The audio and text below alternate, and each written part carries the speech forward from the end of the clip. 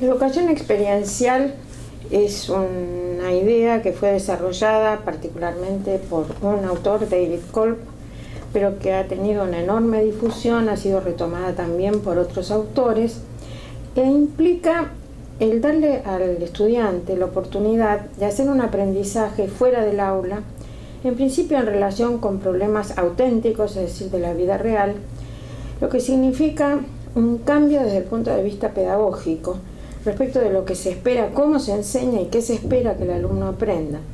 Se llama experiencial porque implica al alumno en su integralidad, no solamente en aspectos que tienen que ver con el conocimiento, sino también con cuestiones que tienen que ver con lo afectivo, con su desarrollo personal.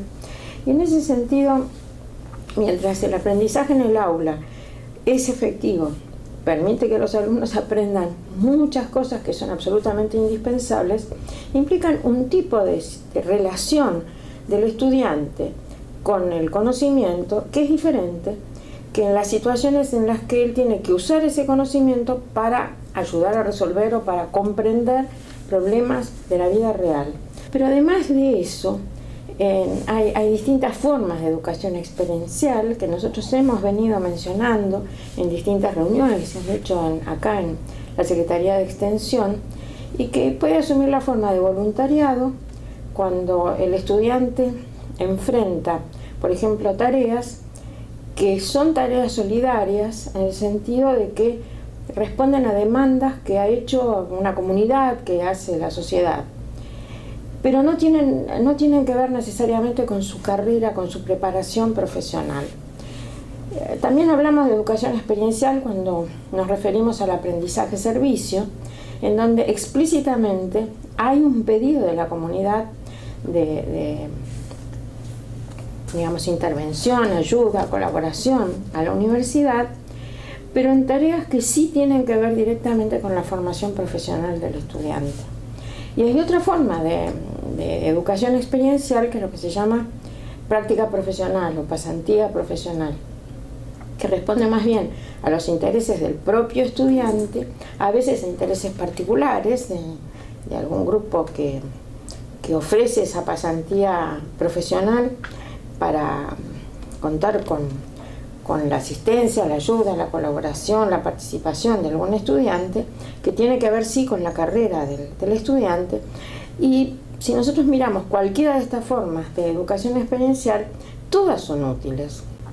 Lo que la Universidad Nacional del Litoral ha hecho, como han hecho también otras universidades en el mundo y también en la Argentina, es pedirle como un requisito curricular, como una obligación para diplomarse a los estudiantes que realicen una experiencia, por lo menos una experiencia, una cantidad de horas determinada de trabajo con educación experiencial.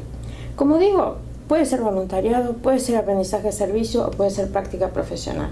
La realidad es que los aprendizajes no son exactamente iguales en estos tres casos, y nosotros hemos venido trabajando estos días particularmente con proyectos que hacen un trabajo de aprendizaje-servicio. Este acercamiento a los problemas reales me parece que implica un crecimiento para los equipos docentes, así como para los estudiantes. Y eso es lo que hemos venido escuchando estos días. Los relatos, son muy interesantes, tanto en los aspectos de acercamiento a la comunidad, de diagnóstico de problemas específicos, como al diseño de proyectos que suponen una actitud solidaria profesional. No se trata simplemente de una asistencia, porque sí, porque además una de las ideas fundamentales en el diseño de esta clase de proyectos es que no es que la universidad hace extensión en el sentido de que va a solucionar los problemas a los otros, sino que escucha y aprende de la gente. Entonces, en ese sentido es que el conocimiento es un conocimiento que se construye en conjunto. Por eso nosotros decimos, desde el diseño del proyecto tienen que participar los estudiantes y los socios comunitarios, y en la evaluación de los proyectos tienen que participar los docentes, los estudiantes y los socios del proyecto. Es decir, que es una conformación de un grupo de aprendizaje.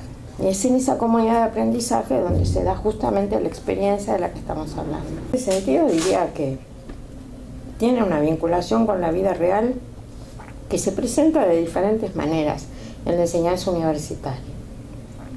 Se presenta cuando no solo se enfrentan situaciones en la práctica, la teoría también se refiere a la vida real. Sin teoría no hay formación profesional.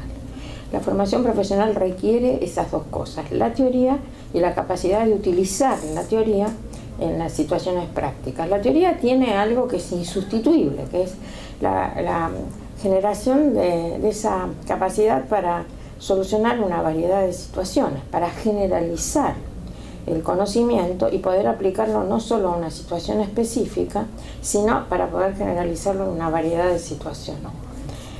En el aprendizaje universitario, la práctica y la teoría tienen que confluir, sobre todo si estamos hablando de formar profesionales. Así que constantemente se plantean cuestiones de la vida práctica. Lo que ocurre es que una cosa es plantearlas dentro del aula, plantearlas por escrito, narrarlas, presentar casos aunque sean casos reales, en el papel, para que se trabaje con ellos. Y tengo que decir que en la Facultad de Arquitectura siempre ha habido una presentación, pero constante, de casos reales. Diferente es salir al campo, hablar con las personas y encontrarse con situaciones que son inesperadas.